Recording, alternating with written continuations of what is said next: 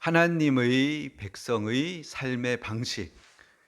지난 시간에 23장 1절에서 12절 말씀에서 거짓된 풍설을 퍼뜨리지 말라, 거짓 증언을 하지 말라, 원수에게도 선을 행하라, 뇌물을 받지 말라, 주님을 신뢰함으로 주님 안에서 안식하라. 그래서 안식년에 관한 말씀들을 나누었는데, 오늘은 13절에서 33절까지 말씀으로 하나님 백성의 삶의 방식 두 번째로 이렇게 말씀드리는데, 오늘 말씀들은 이제 하나님과의 관계에서 하나님 어떻게 섬길 것인지에 대해서 말씀해 주고 있는 부분입니다.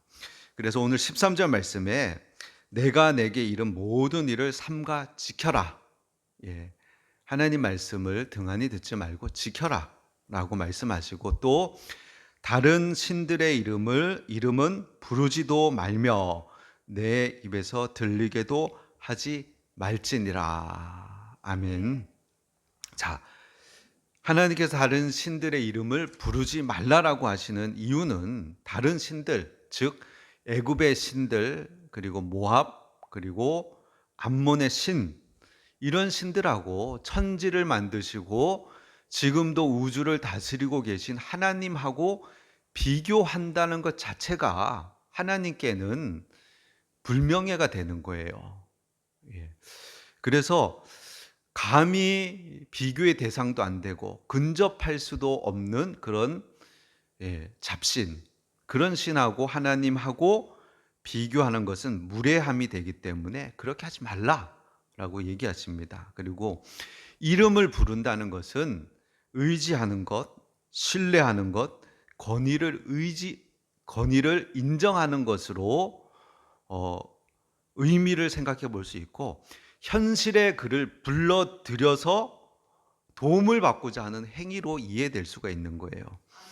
자, 하나님 외에 그런 존재는 없고, 우리의 도움이 되시고 우리를 지키시고 보호하시고 우리가 의지해야 할 분은 유일하게 하나님 한 분밖에 없기 때문에 다른 신들의 이름을 불러서 그를 의지하고 신뢰하고 도움을 청하는 그런 행위, 이름을 부르는 행위 하지 말라라고 주님이 말씀하십니다.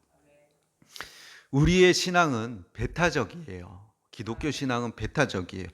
이것도 좋고 저것도 좋고 하는 것이 아니에요. 왜냐하면 이 길밖에 없기 때문이고, 이 이름밖에 없고 이분 외에는 도움이 없기 때문에 그러는 것이에요. 그것이 우리의 신앙 고백이에요. 왜냐하면은 하나님께서 다른 길을 주시지 않았고 다른 이름을 주신 적이 없으세요. 그 이름, 그 하나님의 이름에서만 길이 있고 생명이 있고 구원이 있기 때문에 그런 것이에요. 자, 사도행전 4장 12절 말씀에 보면은 같이 읽어볼까요? 사도행전 4장 12절 주보에 있습니다. 자, 다른 이로서는 구원을 받을 수 없나니 천하 사람 중에 구원을 받을 만한 다른 이름을 우리에게 주신 일이 없음이라 하였더라. 아멘. 자, 이 이름이 뭐냐? 이 이름은 예수와, 동정녀 마리아에게서 나신 예수님이 바로 그 이름이라는 것이에요. 이 이름에 구원이 있고 이 이름만 영원히 우리가 불러야 할 이름이라는 것이에요. 자, 그래서 오늘 13절에 시작하면서 내가 내게 이른 모든 일을 삼가 지키고 다른 신들의 이름은 부르지도 말며 내 입에서 들리게도 하지 말지니라, 이렇게 주님이 명하고 계십니다. 자, 그리고 14절에서 우리 17절까지 또 한번 읽어봅시다. 너는 매년 3번 내게 절기를 지킬지니라. 너는 무교병의 절기를 지키라. 내가 내게 명령한 대로 아비월에 정한 때에 이래 동안 무교병을 먹을지니 이는 그달에 내가 애굽에서 나왔음이라. 빈손으로 내 앞에 나오지 말지니라. 맥주절을 지키라. 이는 내가 수고하여 밭에 뿌린 것의 첫 열매를 거둠이니라. 수장절을 지키라. 이는 내가 수고하여 이룬 것을 연말에 밭에서 거두어 저장함이니라. 내 모든 남자는 매년 3번씩 주 여호와께 보일지니라. 아멘. 자, 1년에 3번씩 유대인 남자라면은 성전에 올라가야 되는 절기가 있습니다. 그것이 이제 유월절이라고도 불리는 무교절, 그리고 오순절이라고도 불리는 맥주절, 그리고 장막절이라고도 불리는 수장절입니다. 이 외에도 유대인의 명절을 보면은 성경에 보면 예수님이 수전절을 지키시는 모습을 볼 수가 있는데, 한우카라 그러죠. 그래서 우리 성탄절하고 거의 이제 시기가 맞아떨어져서 메노라의 장식을 하고 거기에 촛불을 이렇게 장식하는, 그래서 성탄절 비슷한 분위기가 나는 유월절 절기가 바로 한우카 수전절입니다. 또 그 외에도 이제 나팔절, 그리고 대속죄일, 그리고 우리나라 설날과 같은 욤키푸르, 그리고 예, 욤키푸르, 그리고 욤 로시 하샤나, 새해 욤 로시 하샤나, 그리고 우리 에스더서에 나오는 부림절, 뭐 이런 절기들이 계속 연이어 있습니다. 그래서 유대인들의 삶을 이렇게 들여다보면은 1년이 거의 뭐 절기 지키느라고 계속 흘러가요. 계속해서 6월절 이 하루잖아요. 지나면은 바로 이제 그 무교절 해서 거의 한 3주 동안을 학교가 방학을 합니다. 6월절.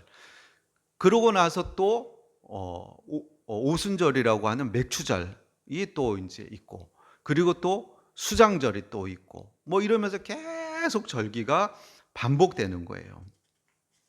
자, 이러한 절기 문화를 보면 자연스럽게 하나님을 생각하고 자신들의 역사를 돌아보고 민족 정신을 고취하는 일정한 패턴으로 살아가는 문화를 형성하고 있음을 알 수가 있어요. 자, 우리나라도 보면은 뭐 현충일도 있고, 그죠? 뭐 여러 가지 이렇게 국가 공휴일들이 있어요. 그 왜 그렇게 정하는 거죠?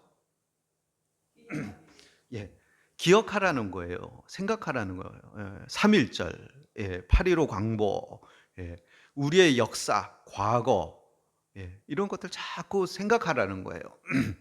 사람은 망각을 잘해요. 은혜를 잊어버리고 누가 날 구원해 줬는지, 내가 어디서부터 왔는지, 또 어디로 가야 되는지, 내가 누구인지 자꾸만 잊어버려요.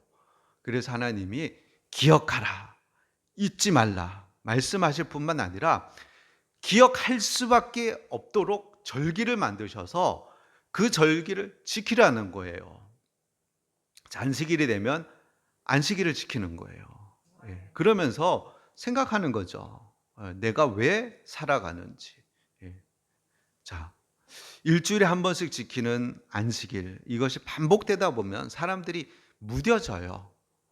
그리고 무감각해져요.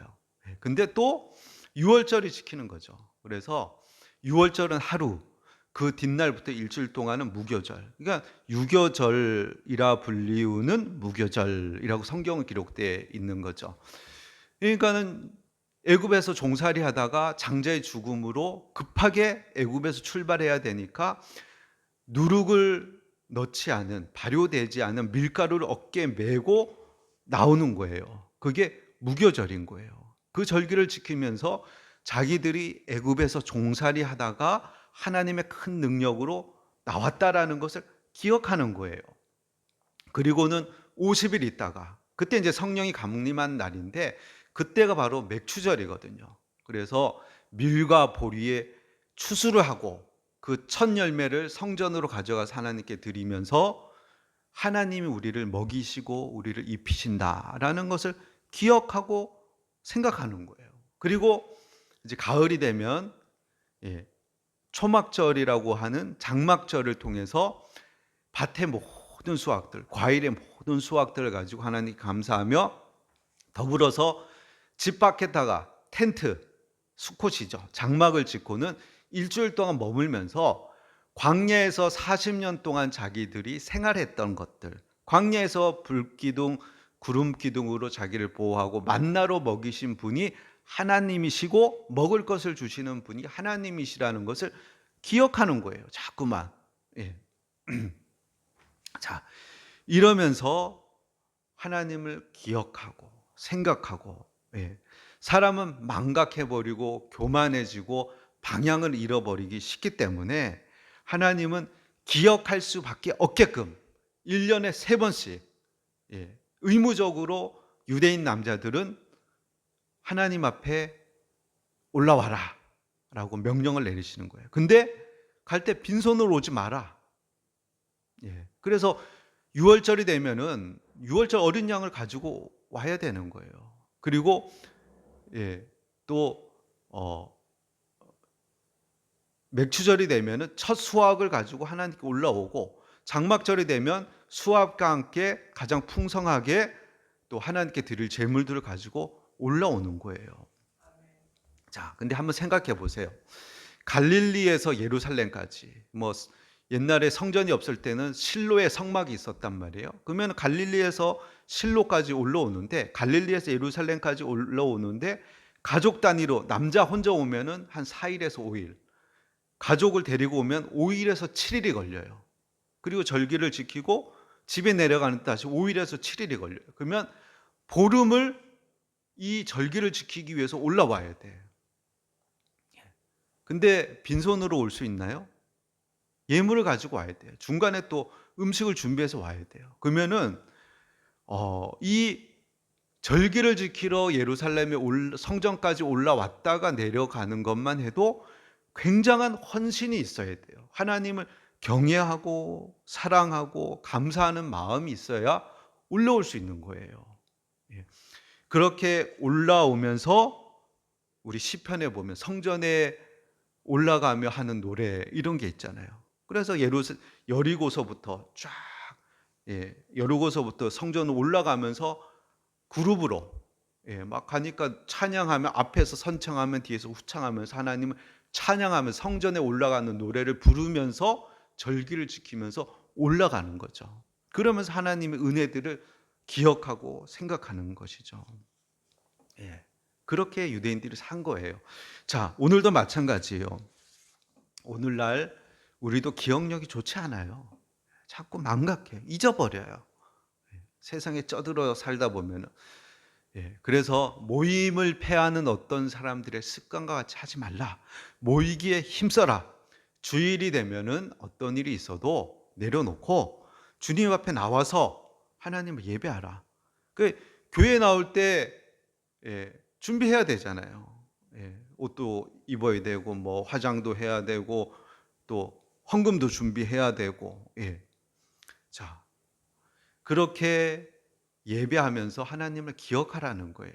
하나님을 잊지 않기 위해서 자신이 어떻게 구원받았는지, 누가 내 삶을 이끌고 가는지, 마치 광야 생활에서 하나님이 지켜주셨던 것을 기억하면서 텐트를 치고 집 밖에서 거기서 기도하고 일주일을 보내듯이 나의 삶을 이끌어가는 분을 기억하면서 누가 날 먹이고 입히고 날 인도하시는지 기억하고 생각하라. 이렇게 말씀하시는 거예요. 그런데 우리가 이런 것을 자꾸 반복하다 보면은 종교화되고 무감각해진다는 거예요, 또 인간이. 그래서 우리는 몸으로 기억할 뿐만 아니라 마음이 화석화되지 않도록 항상 하나님의 은혜를 생각하고 주님의 그 구원의 은혜, 감사의 마음이 되도록 우리 마음을 항상 점검하고 기억하고 생각하고 은혜를 잊지 않고 살아가는 저와 여러분이 되시기를 바랍니다. 자, 그리고 18절부터 우리 19절까지 한번 또 읽어봅시다. 너는 내 재물의 피를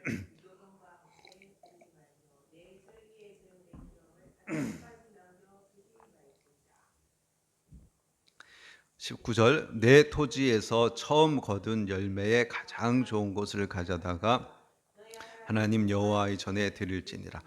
너는 염소 새끼를 그 어미의 젖으로 삼지 말지니라. 아멘. 자, 여기 보면은 중요한 단어가 썩지 말라. 자, 남겨두지 말라. 그리고 드리라. 자, 재물에 썩지 말아야 할 것 뭐예요? 유교병. 예, 유교병은 누룩을 넣어서 반죽을 부풀린 것을 구운 것이 유교병이잖아요. 그래서 누룩은 번져나가고 부패시키는 성질이 있어요. 그래서 죄와 연관되는 거예요. 그래서 하나님께 드리는 예물, 제물에는 하나님께 제물을 드릴 때는 죄와 썩지 말아라. 하나님은 거룩하시기 때문에 거룩한 것을 하나님께 드려라. 썩지 말라. 그리고 또 기름은 가장 좋은 것으로 하나님께 드려야 되는 거예요. 근데 그것을 아침까지 남겨두는 것. 그래서 미루어 두는 것은 안 된다. 가장 좋은 것은 하나님께 우선적으로 드려라. 남겨두지 마라. 자, 그리고 토지에서 처음 거둔 열매의 가장 좋은 것을 하나님께 드려라. 자, 하나님은 우리의 가장 좋은 것을 받으실 만한 분이시기 때문에 가장 좋은 것은 하나님께 드려라. 그래서 썩지 말라, 남겨두지 말라, 드려라. 하나님을 경외하고 사랑하고 공경한다면 이렇게 해라 라고 말씀하시는 거예요. 자, 그러고 덧붙여서 이렇게 얘기하죠. 너는 염소 새끼를 그 어미의 젖으로 삼지 말지니라.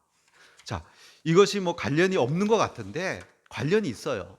왜 관련이 있냐면 일단 두 가지로 이렇게 생각해 볼 수 있는데, 자, 보세요. 일단은 이 계명이 유대인의 코셔에 있어서 굉장히 중요한 기준이 돼요. 코셔 알죠? 유대인의 음식법, 무엇을 먹고 무엇을 먹지 말아야 될 것. 그래서 우리가 쉽게 생각하면은 굽이 갈라지고 대세김질하는 거, 그거 먹어야 되고 비닐이 없고 그렇죠. 비닐이 없는 생선, 비늘이 없는 생선을 먹으면 안 돼. 비늘이 있어야지만 그 생선을 먹을 수 있는 것. 가장 코셔의 어떤 기준이 되는 건데 거기보다 더 까다로운 코셔가 뭐냐면 바로 요 계명이란 말이에요.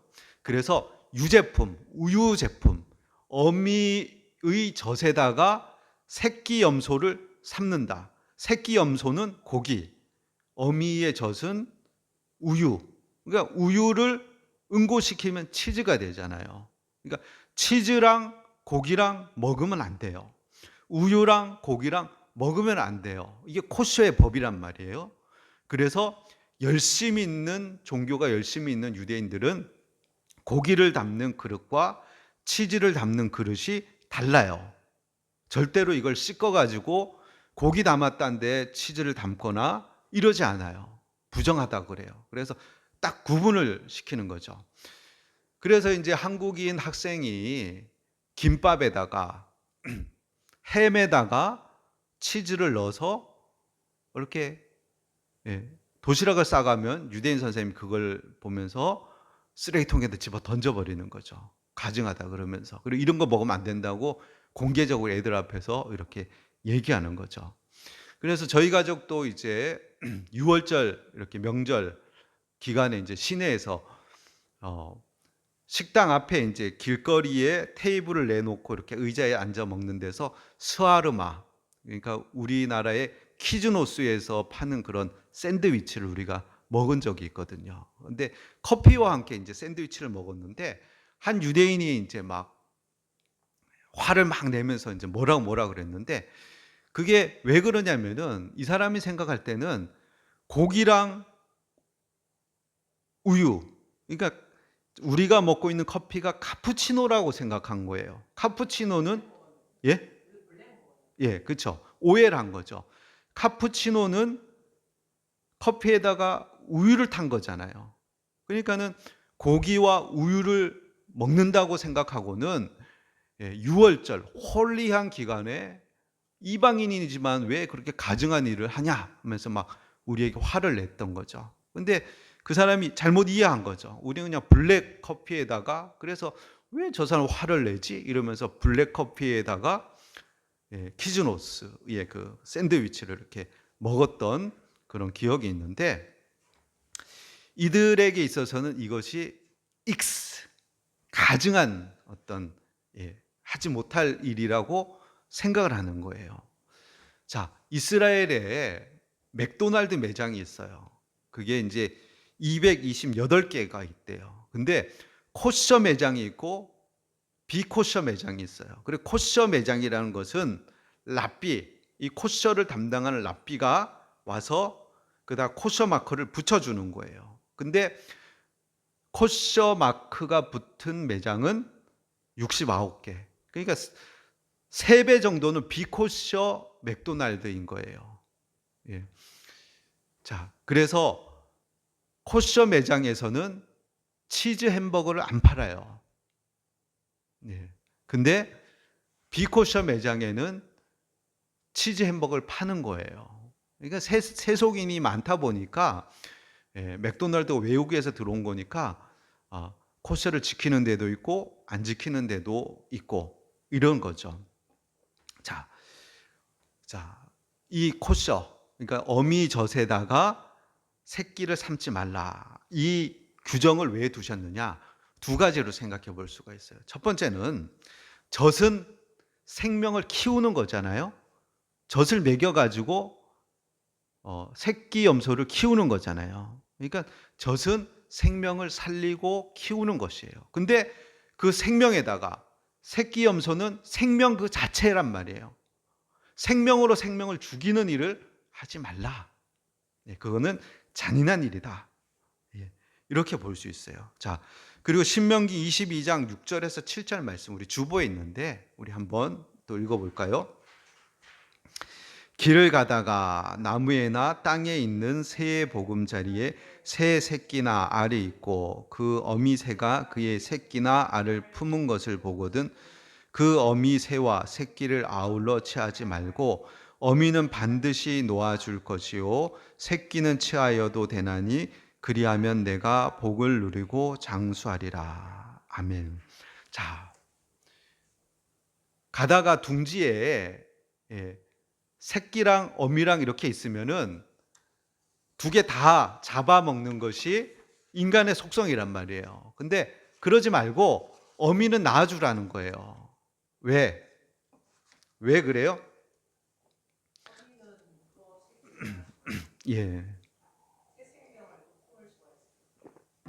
생명을 완전히 끊어버리지 말라는 거예요. 생명이 계속 이어지게 하라는 거예요. 자, 그리고 자비의 법이죠. 자비의 법. 예. 그래서 이런 율법을 보면은 하나님의 성품이 보이는 거예요. 하나님 생명을 존중히 여기고 생명을 인간의 어떤 탐욕 때문에 완전히 끊어버리는 이런 것 하지 말고, 그러나 취할 것은 취하되 남겨두라는 거예요. 남겨둬라. 자, 근데 한편으로는 예배 의식하고도 이 규정이 연결이 되는 거예요. 그 시대 때 가나안 사람들의 예배, 제사 의식은 잔인했거든요. 그래서 몰렉 신에게 자기 맏아들을 번제로 드리는 거예요. 그래서 이들 사고방식은, 가나안의 풍속은 뭐냐면 잔인한 방식으로 신을 동요시키는 거예요. 그리고 어미의 젖에다가 새끼를 삶는 거예요. 생명력을 자극해서 생명으로 생명을 죽임으로 풍요를 이끌어내고자 하는 마술적인 의식이 있다는 거예요. 그래서 이제 무속인들 보면 어떤 잔인한 것, 이런 것을 이용하는 게 신을 자극하려는 그런 어떤 심리가 있는 거죠. 자, 하나님께서는 나는 잔인함과 주술로 움직이는 신이 아니다.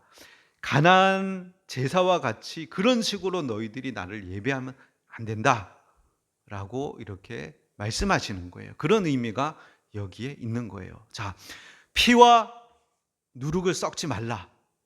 구원과 옛 삶을 썩지 말라. 기름을 아침까지 남겨두지 말라. 하나님께 드릴 것을 미루지 말라. 첫 열매를 드리라. 처음 난 것 좋은 것을 하나님께 드리라. 염소 새끼를 어미젖에 삼지 말라. 왜곡되고 잔인한 방식으로 예배하지 말라. 이렇게 하나님이 하나님을 섬길 때 어떻게 섬겨야 되는지, 예배해야 되는지 우리에게 알려주시고 계시는 거예요. 자, 20절에서 또 23절까지 또 우리 읽어볼까요? 내가 사자를 내 앞서 보내어 길에서 너를 보호하여 너를 내가 예비한 곳에 이르게 하리니 너희는 삼가 그의 목소리를 청종하고 그를 노엽게 하지 말라. 자, 잠깐 여기서 우리 사자라는 말에다가 집중하면서 한번 그 뒤를 읽어보겠습니다.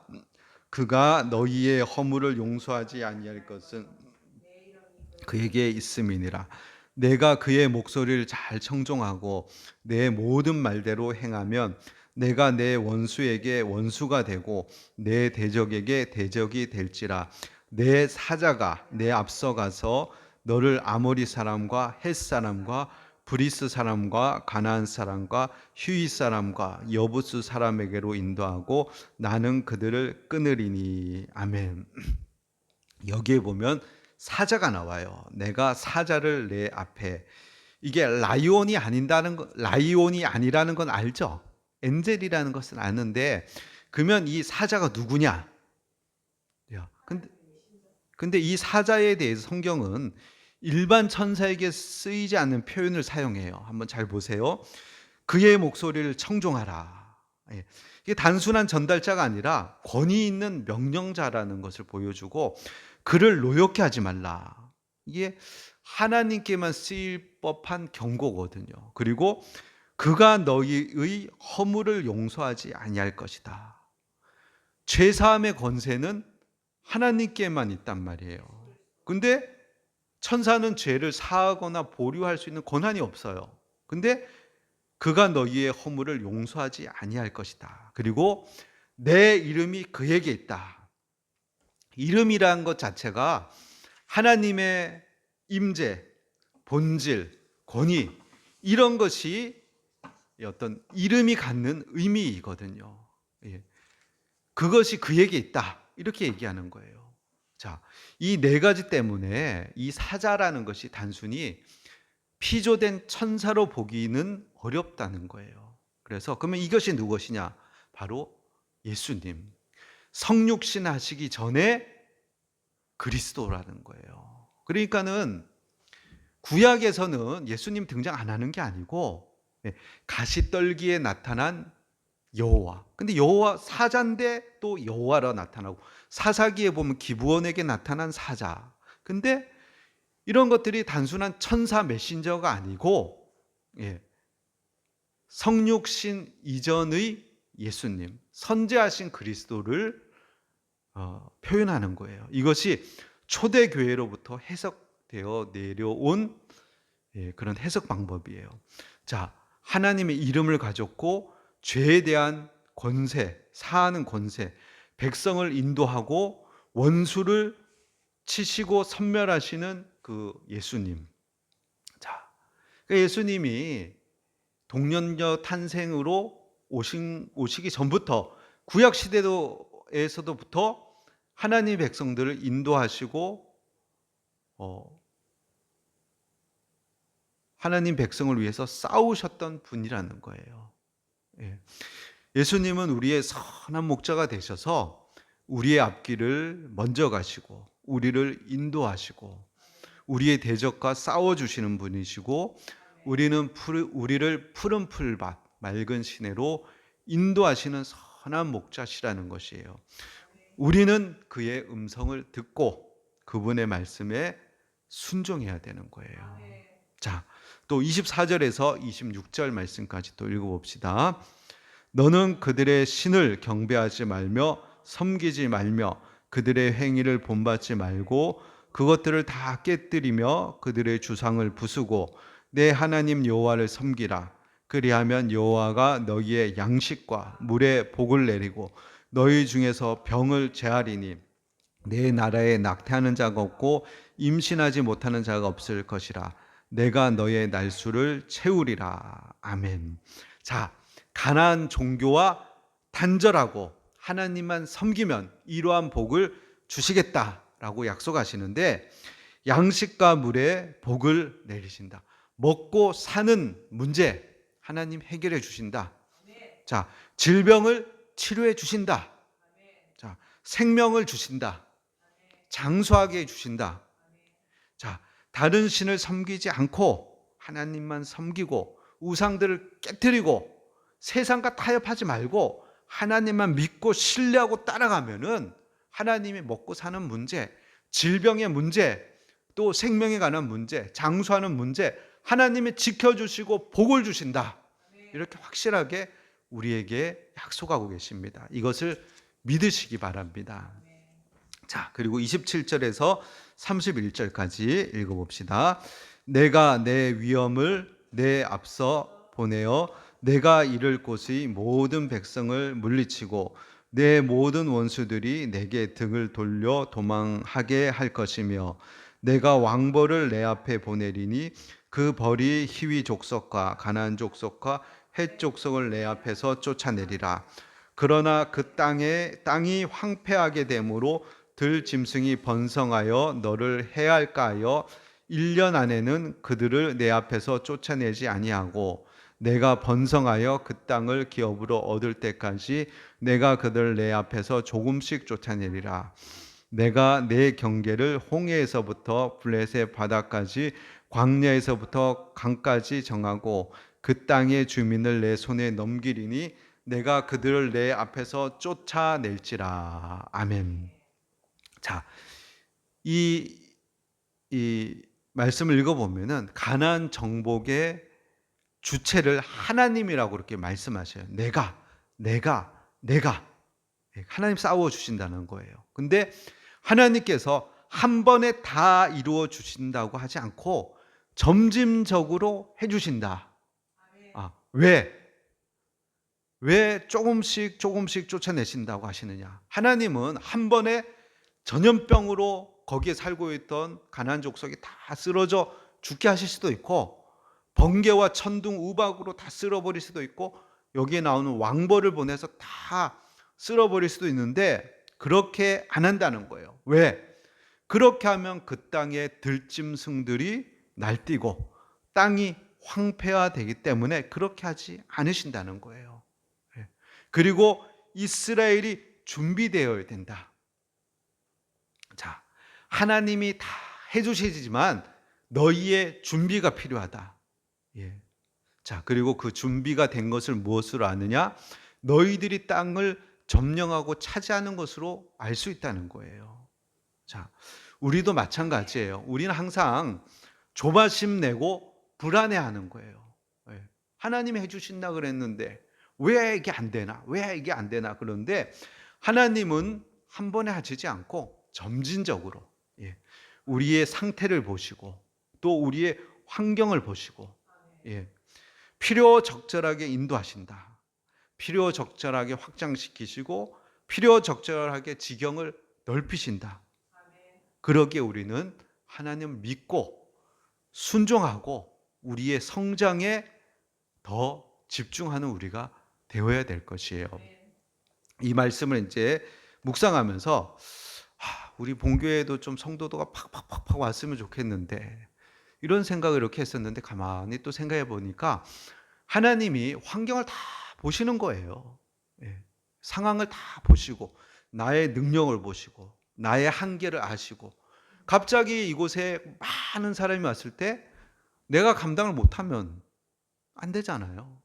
그리고 뭐 일도 해야 되고 뭐 이것도 해야 되고 막 사방으로 뛰어댕기다 보면 내가 막 또 감당을 못할 수가 있고 나도 힘들 수도 있고 그래서 하나님이 상황도 보고 환경도 보고 여러 가지 여건도 생각하고 우리의 가정 환경도 보고 여러 가지를 보시면서 점진적으로 그렇죠. 때가 이르기를 기다려야 돼. 근데 우리는 그렇죠. 우리는 조바심 내고 불안해하고 왜 안 될까 이러는 게 우리의 마음인데 다 하나님께서 보고 계시고 하나님께서 인도하고 계신다는 거예요. 그래서 더디면 실패가 아니라 하나님의 방법이라는 거예요. 예. 그래서 항상 기뻐하라. 쉬지 말고 기도하라. 범사에 감사하라. 이는 그리스도 예수 안에서 너희를 향하신 하나님의 뜻이니라. 예. 자, 마지막 경고 32절 33절 말씀 읽어봅시다. 너는 그들과 그들의 신들과 언약하지 말라. 그들이 내 땅에 머무르지 못할 것은 그들이 너를 내게 범죄할까 두려움이라. 내가 그 신들을 섬기면 그것이 너의 올무가 되리라. 아멘. 자, 마지막 경고예요. 자, 이제 율법 말씀을 이제 마치면서 하나님이 마지막 경고로 또 주시는 거예요. 하나님은 결코 그들이 거짓신 이 세상의 신들, 세상에서 복을 주고 평안을 주고 행복을 줄 것 같은 이 세상의 신들하고 언약하고 타협하고, 예, 그러지 마라. 그렇게 하면 그것들이 너를 범죄하게 만들 것이고, 그렇게 범죄하게 되면 그것이 올무가 돼서 하나님의 노여움을 사게 될 것이다. 그래, 타협하지 말고 믿음으로 하나님 앞에 살아가라 라고 이렇게 말씀하고 계십니다. 자, 23장 1절에서 12절까지 어떤 사회의 공의, 정의에 대해서 말씀하시고 13절부터는 하나님을 섬기는 법, 어떻게 섬겨야 될지 이런 방식들, 하나님 백성의 삶의 방식들을 우리에게 기록하고 있습니다. 자, 이것을 순종하시고 또 지키시고, 예, 그러므로 평안과 복을 누리고 더 지경을 넓히시는 저와 여러분이 되길 예수님의 이름으로 축원드립니다.